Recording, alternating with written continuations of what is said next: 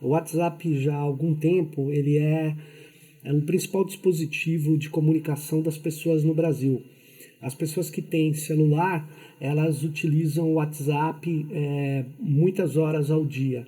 E o WhatsApp, segundo a pesquisa do Comitê Gestor da Internet, ele é usado em 2017, ele foi usado por 90% dos brasileiros que têm acesso à rede mundial de computadores. Então, ele é extremamente relevante, a ponto de ele ter tido um papel mais importante nessa eleição do que a própria televisão.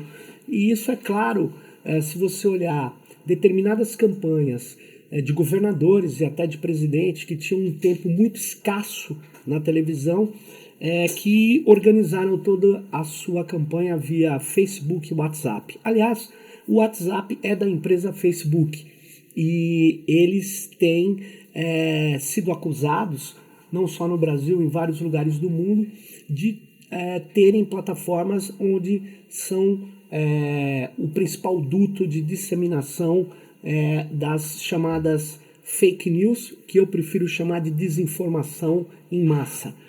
E aí, antes de começar efetivamente, eu queria mostrar aqui uma das coisas que estão sendo realizadas nessa eleição.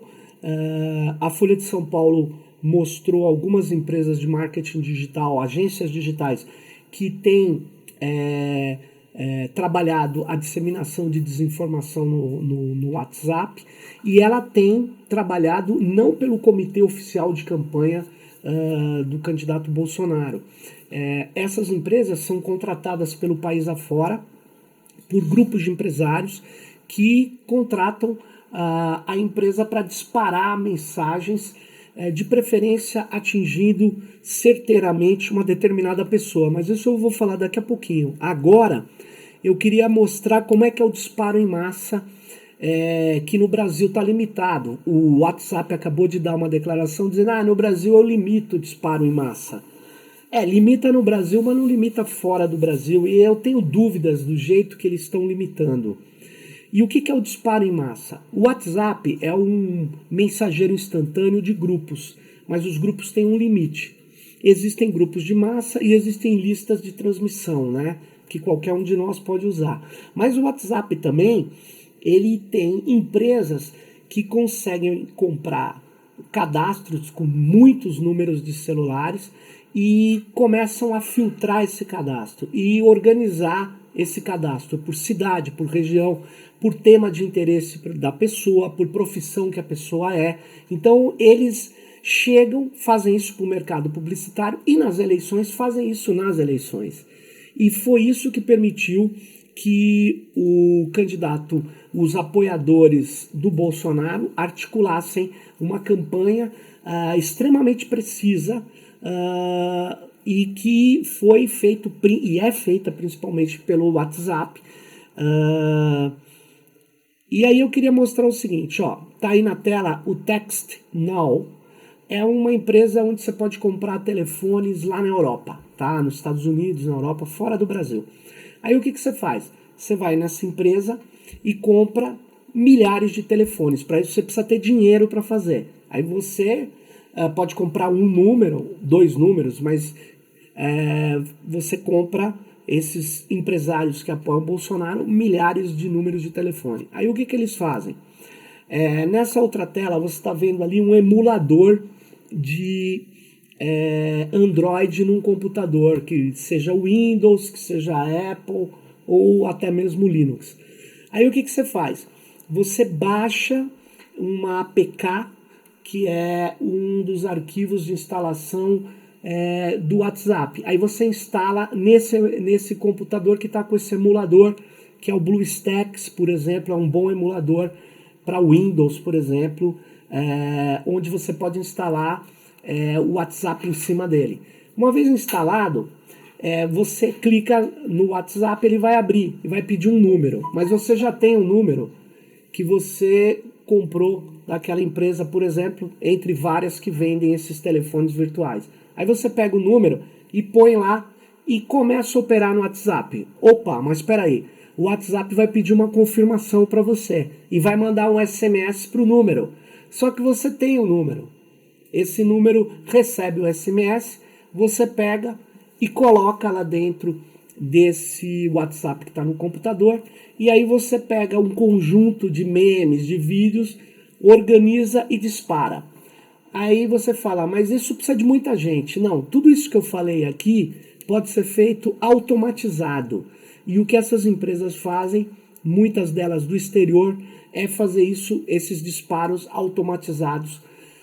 O WhatsApp vai bloquear isso quando um telefone for caracterizado como um spammer, né, um distribuidor massivo de mensagens.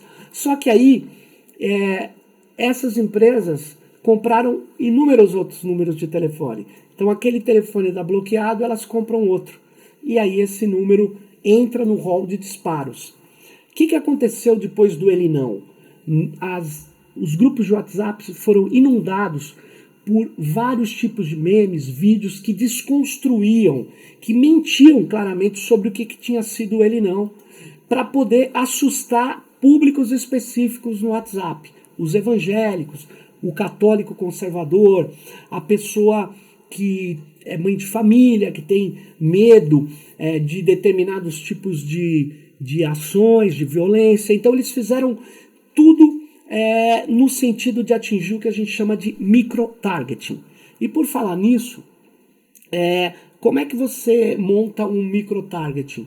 Eu estou mostrando aí alguns papers que trabalham efetivamente com a ideia de seguir pessoas na rede, tentar entender como é o comportamento dessas pessoas. Ali você está vendo aí tracking, né? Ele está seguindo os passos digitais dessa pessoa, as pegadas digitais dessa pessoa.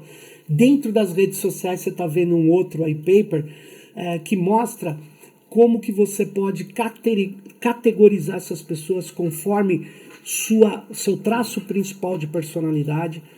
E aí, essas empresas de marketing digital, usando essas técnicas, algumas delas antiéticas, eles conseguem montar bancos de dados com amostras precisas.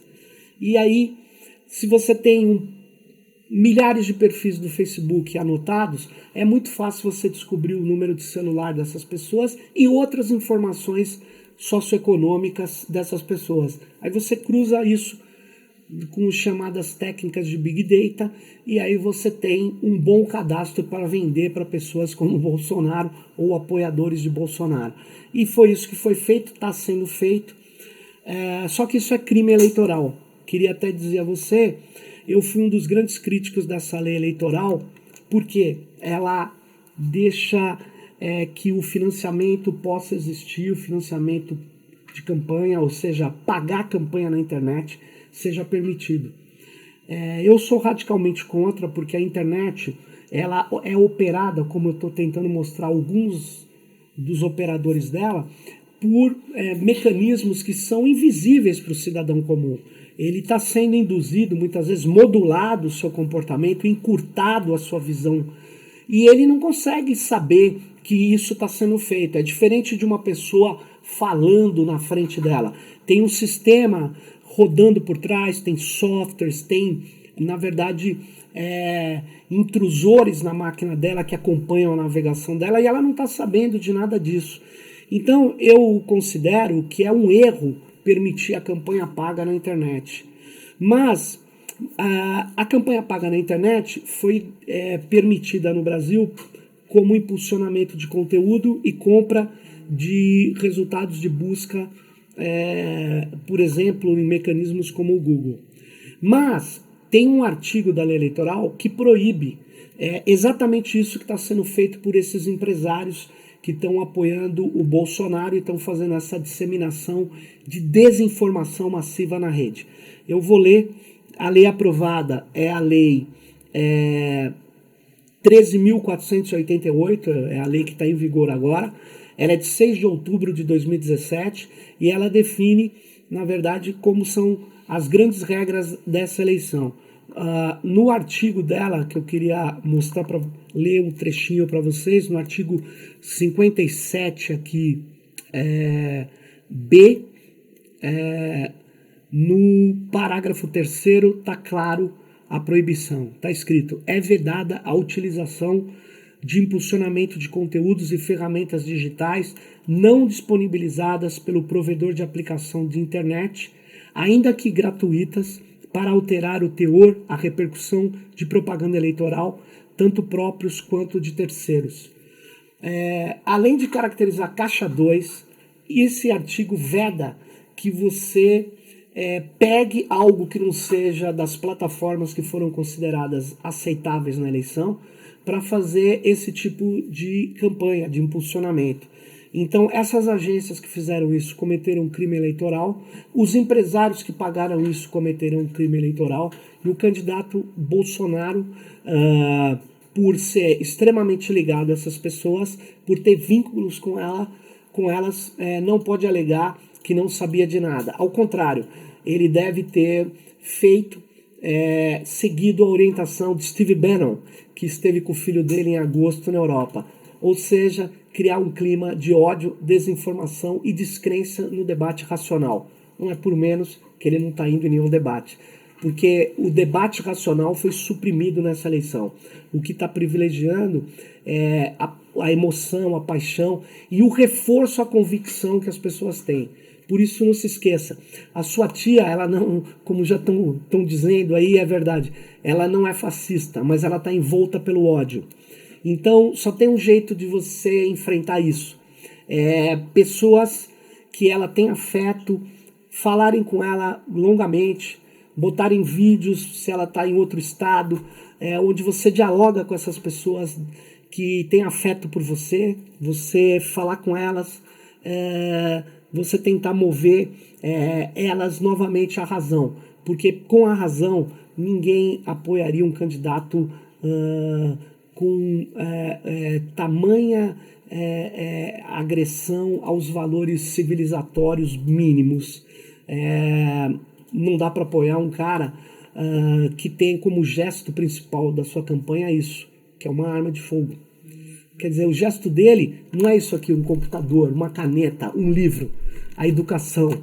O gesto dele não é o desenvolvimento, o gesto dele é o caos, a matança. Então, para você ter gente tão doce apoiando um cara desse, é porque você tem que ter trabalhado esses perfis psicométricos, trabalhado esses traços de personalidade, criado essa onda de ódio.